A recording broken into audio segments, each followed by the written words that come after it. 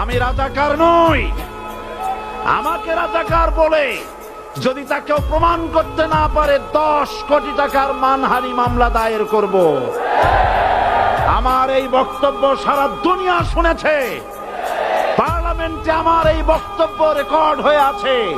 সেদিন 3 শতাধিক পার্লামেন্ট মেম্বারের কেউ আমার চ্যালেঞ্জ গ্রহণ করেন নাই। যে কোনো ব্যক্তি পার্লামেন্টে গিয়ে আমার বক্তৃতা দেখে আসতে পারেন। এরপরে 1997 সনের 7ই অক্টোবর দৈনিক জনকণ্ঠ পত্রিকা যখন আমার বিরুদ্ধে লিখলো, সেই পত্রিকায় সাঈদীর ওপেন চ্যালেঞ্জ 8ম পাতা 1997 7ই অক্টোবর, এত বড় 2 কলমে হেডিং।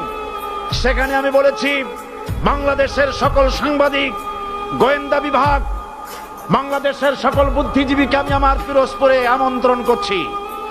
আমার উপস্থিতিতে যদি কেউ প্রমাণ করতে পারে বাংলাদেশের স্বাধীনতা যুদ্ধের বিরুদ্ধে আমার কোনো ভূমিকা ছিল, সজ্ঞানে স্বেচ্ছায় জাতীয় সংসদের সদস্য পদ থেকে পদত্যাগ করব। 3 বছর পার হয়ে গেছে, আজ পর্যন্ত কেউ এই চ্যালেঞ্জের মোকাবেলা করে নাই। সুতরাং আমাকে যারা রাজাকার বলবে তারা পিতৃ পরিচয়হীন অবৈধ সন্তান। 1971 সনের, শোনো মুসলমানেরা, 1971 সনের কোন কাদা সাঈদীর গায়ে লাগে নাই।